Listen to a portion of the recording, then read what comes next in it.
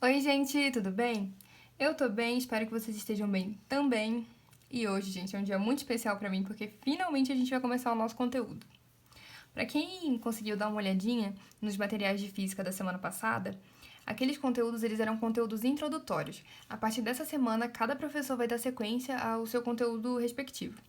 E eu vou começar o meu, né? Para quem não me conhece, meu nome é Luana e eu leciono eletricidade e magnetismo, que a gente vai aqui carinhosamente chamar de elétrica porque é um nome grande e a vida é curta. E a gente vai dividir esse conteúdo da mesma maneira que vocês veem no ensino médio. A gente vai pegar a elétrica e vai dividir em eletrostática, eletrodinâmica e eletromagnetismo. Bom, e o que a gente vai fazer hoje? Hoje a gente vai começar a estudar o nosso primeiro grande tópico dentro da elétrica, que é a eletrostática. Mas antes eu queria conversar um pouquinho com vocês sobre como que surgiram os primeiros estudos aí voltados para a eletricidade. A primeira coisa que vocês precisam saber é que a descoberta, entre aspas, da eletricidade, ela é associada a um filósofo grego que vocês provavelmente conhecem, que chama Tales de Mileto. O Tales de Mileto ele fez uma experiência na qual ele pegou âmbar e a tritou com pele de carneiro. Antes de continuar, vou falar para vocês que é âmbar aqui só a título de curiosidade, e porque é bem interessante. O âmbar, ele é uma resina fóssil que solta de pinheiros e até de leguminosas, e ele tem esse aspecto aqui, ó. Com o passar do tempo, o âmbar ele endurece tanto que ele é capaz de conservar fósseis de insetos, como vocês estão vendo aqui. E as pessoas fazem joias com âmbar também, porque acreditam que ele tem propriedades medicinais. Mas é isso, gente, é basicamente esse aspecto aqui que o âmbar tem. O Tales de Mileto pegou uma pedrinha disso e a tritou com pele de carneiro. Depois de fazer isso, ele notou que o âmbar ele adquiriu a capacidade de atrair algumas coisas, como pequenos pedaços de palha. E foi assim, gente, que se deu o primeiro contato com eletricidade de que se tem notícia na história, né? Depois disso, grandes nomes deram suas contribuições. Nomes como o Otto von Guericke, que desenvolveu uma máquina geradora de cargas. A gente teve também o Stephen Gray, responsável por diferenciar condutores de isolantes. Depois disso, a gente teve contribuições de Benjamin Franklin com o para-raios, Alessandro Volta com a pilha, e Ørsted e Faraday, que são quase pais do magnetismo, porque deram contribuições importantíssimas que a partir de experiências que serviram de base para o desenvolvimento de muita coisa. Ok, agora que a gente entendeu mais ou menos como tudo começou, a gente já pode dar sequência ao nosso estudo. O primeiro tópico que eu queria abordar com vocês aqui é o de modelo atômico e carga elementar. O modelo atômico que a gente vai utilizar aqui é o modelo atômico de Rutherford Bohr, ou Bohr, que é um modelo que define essa estrutura aqui para o átomo. A gente tem aqui no núcleo do átomo prótons e nêutrons, o próton em amarelo e o nêutron em azul, e os elétrons orbitando ao redor, em vermelho. Cada partícula subatômica dessa tem uma carga associada. O nêutron tem carga elétrica zero, o próton tem carga elétrica mais 1,6 vezes 10 a menos 19, enquanto que o elétron tem carga menos 1,6 vezes 10 a menos 19. Ou seja, eles têm cargas iguais, só que com sinais diferentes.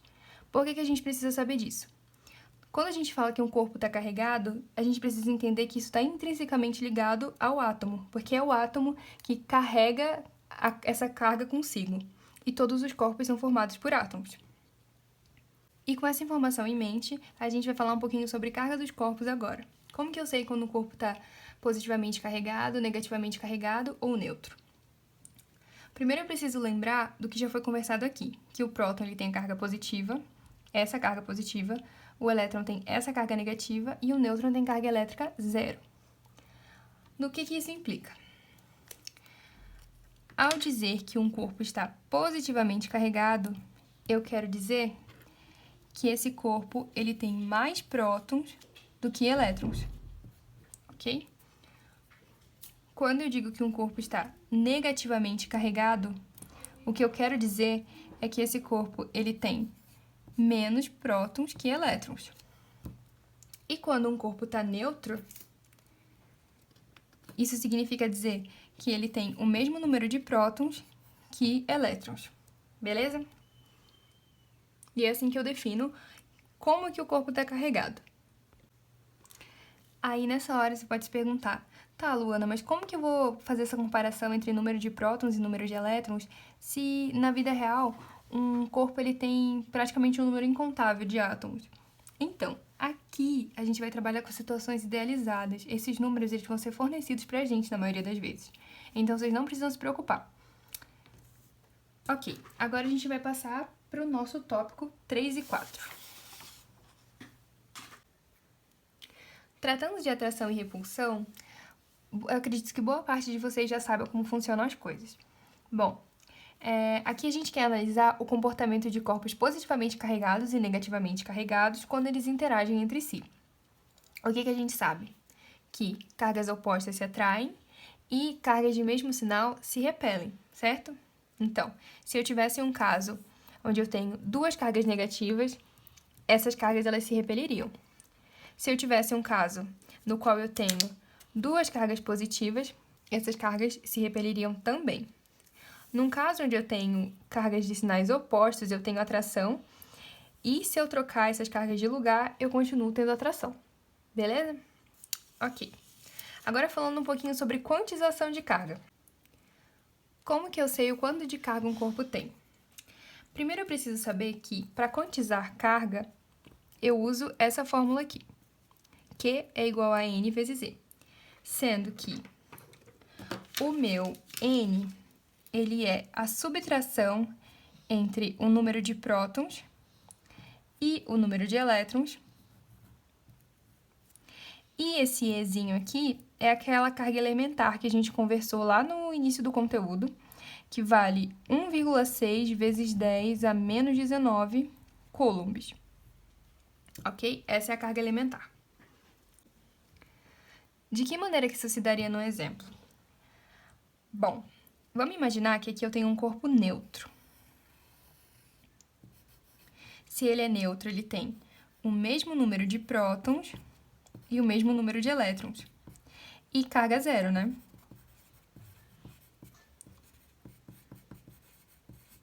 Ok. Isso aqui são as duas características do meu corpo neutro. Eu vou pegar esse corpo neutro aqui e eu vou acrescentar nele um determinado número de elétrons, que nesse caso aqui vai ser 2 vezes 10 a 2.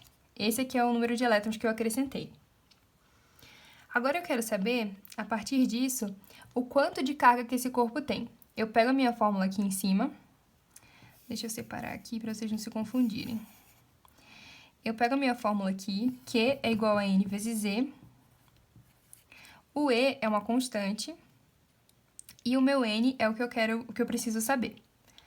Gente, se eu disse aqui em cima que o N ele é a diferença entre o número de prótons e elétrons e eu acabei de acrescentar um número de elétrons igual a 2 vezes 10 a 2, significa que o meu N vale exatamente isso aqui, só que negativo.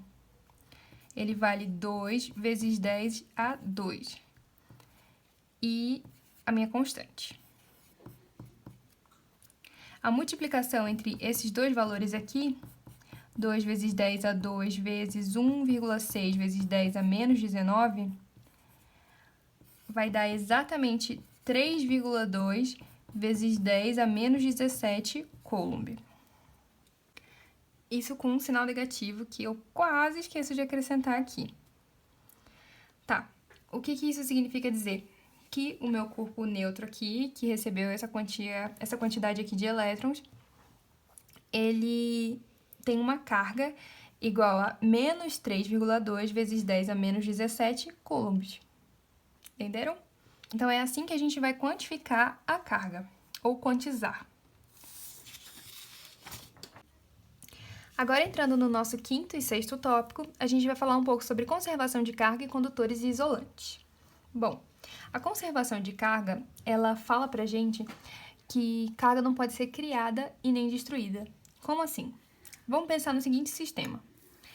Eu tenho aqui 3 corpos representados por essas cores aqui, e cada um deles tem uma carga distinta. Inclusive, um deles tem carga negativa. Inicialmente, eles estão separados. Eu vou passar esses corpos aqui por algum processo de eletrização, que pode ser contato ou atrito. E ao final dessa interação, os meus corpos eles vão estar dessa maneira aqui. reparem que eles adquiriram cargas diferentes e até de sinais diferentes depois da interação. Se vocês somarem a carga aqui na situação inicial, eu tenho 8 coulombs, considerando esse sinal negativo aqui. E se eu somar a carga na situação final, eu continuo tendo 8 coulombs. Por quê? Porque num sistema isolado aqui, bonitinho, eu não posso criar nem destruir carga. Então, faz sentido que a soma das cargas seja a mesma no início, que é no final. Entenderam? Ok, esse é o enunciado da conservação de carga. Agora, vamos entender o que são condutores e isolantes. Bom, definição. Condutores, eles são materiais que facilitam a passagem de corrente, como eu enunciei aqui. Enquanto que os isolantes, eles dificultam a passagem de corrente. Exemplos.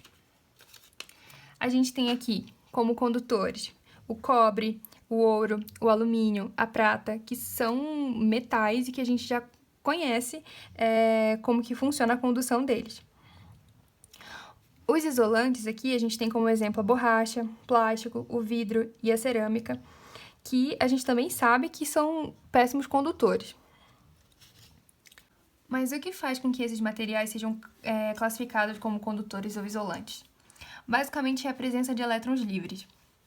Os metais, eles têm elétrons na camada de valência, que é a camada mais externa, que possuem ligações muito fracas, sabe? Eles são facilmente arrancáveis. E isso faz com que o metal, ele permita uma passagem de corrente muito facilitada, porque a corrente ela consegue circular livremente, como nesse caso aqui que eu coloquei. Eu tenho uma bateria, um fio indo daqui para cá, e a corrente aqui em sentido convencional. Se eu der um zoom, eu tenho essa movimentação aqui facilitada de elétrons, enquanto que no caso dos isolantes, eu não tenho essa movimentação não. É como se eu tivesse várias barreiras para esses elétrons aqui, ao longo do percurso. Então, resumidamente, o que diferencia isolantes de condutores é a presença de elétrons livres, que os condutores têm e os isolantes não, ok? Agora, passando para o nosso último tópico, que são os processos de eletrização. Aqui nessa parte do conteúdo, a gente vai tratar de processos para se eletrizar um corpo, literalmente. Como que eu faço para carregar ou descarregar um corpo? Bom, eu tenho 3 processos básicos, que são eletrização por atrito, eletrização por contato e eletrização por indução. O primeiro que a gente vai ver aqui vai ser a eletrização por atrito, que consiste em literalmente atritar um corpo no outro. Aqui nesse primeiro exemplo, o que eu trouxe para vocês foi uma situação de atrito entre vidro e a lã. Primeira coisa, para fazer uma eletrização por atrito, os 2 corpos precisam estar inicialmente neutros, como eu fiz questão de grifar aqui. E ao passar pelo atrito, esses 2 corpos eles vão adquirir cargas opostas. É essa a característica da eletrização por atrito. Agora vamos pensar numa coisa, por que ficou assim a configuração das cargas? Vocês lembram que a gente comentou no início do conteúdo sobre o átomo e a estrutura dele? Na estrutura do átomo, a gente tinha os prótons e os nêutrons no núcleo e o elétron orbitando ao redor do núcleo. Considerando essa situação de que os prótons eles estão lá presos no núcleo, a única coisa que eu consigo movimentar num processo de eletrização são os elétrons. Ou seja, alguém deu elétron para alguém aqui e alguém recebeu elétron de alguém. Se a gente analisar a configuração que o vidro ficou, ele está positivamente carregado. Significa que ele perdeu carga negativa. Ou seja, os elétrons eles saíram do vidro e chegaram até a lã. Por isso que ela adquiriu carga negativa. Entenderam? Sempre que o material perde elétrons, ele fica mais positivo. E sempre que o material ganha elétrons, ele fica mais negativo. Especialmente nesse caso aqui, que ambos estavam neutros, tá? E como que eu sei quem que vai dar elétron para quem que vai receber de quem? Existe uma coisa que chama série triboelétrica, que ela classifica os materiais de acordo com a facilidade de dar e receber elétrons. Eu recomendo que vocês deem uma olhada nessa lista, mas aqui nesse nosso caso, o vidro ele é um material que tem facilidade de dar elétrons.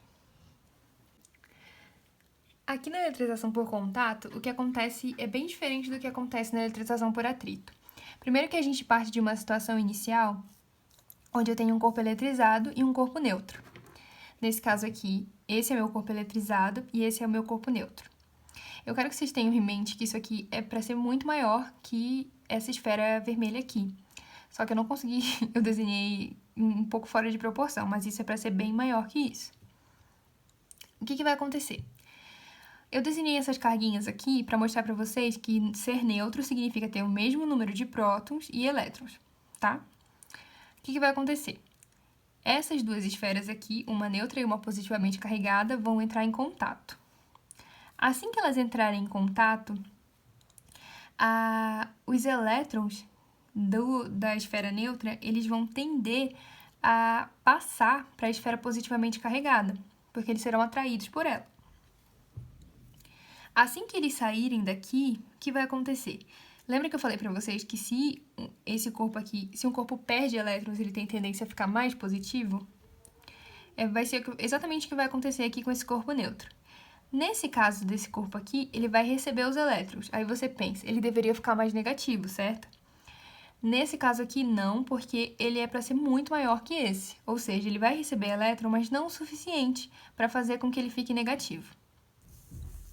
Então, ao final, a gente vai ter um corpo positivo e outro que continua positivo, que não foi alterado. Os elétrons estão até aqui, ó, que eu coloquei. E é basicamente isso, gente. Então, na eletrização por contato, eu parto de um corpo eletrizado e um corpo neutro e termino com cargas iguais. Agora, no nosso último processo de eletrização,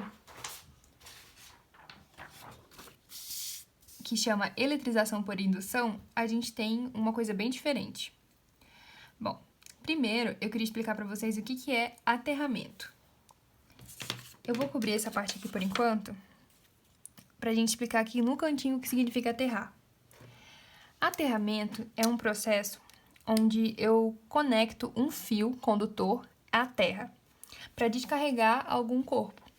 Por exemplo, vocês já repararam que a geladeira ela tem um fiozinho aqui nessa parte, eu não sei, pelo menos a minha tem.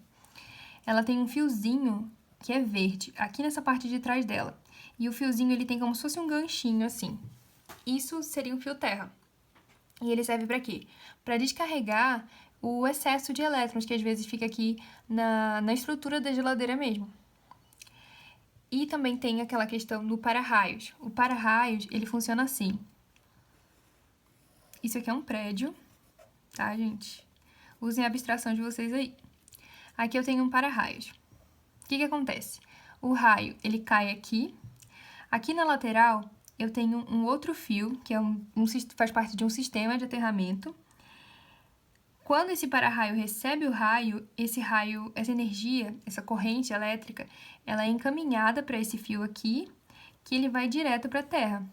Que a Terra recebe e fica de boa. Entenderam? Então, o aterramento ele é um processo de descarregar corrente elétrica, elétrons, na Terra.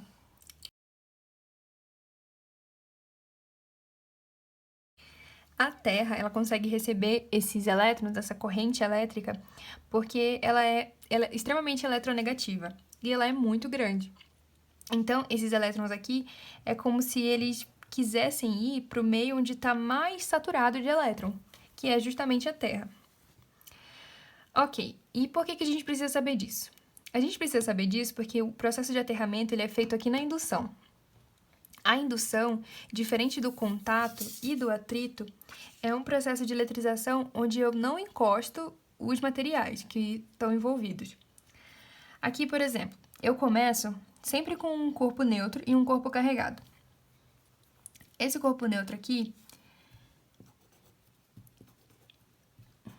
lembre-se que ele tem o mesmo número de prótons e o mesmo número de elétrons, enquanto que esse outro corpo aqui, ele está positivamente carregado.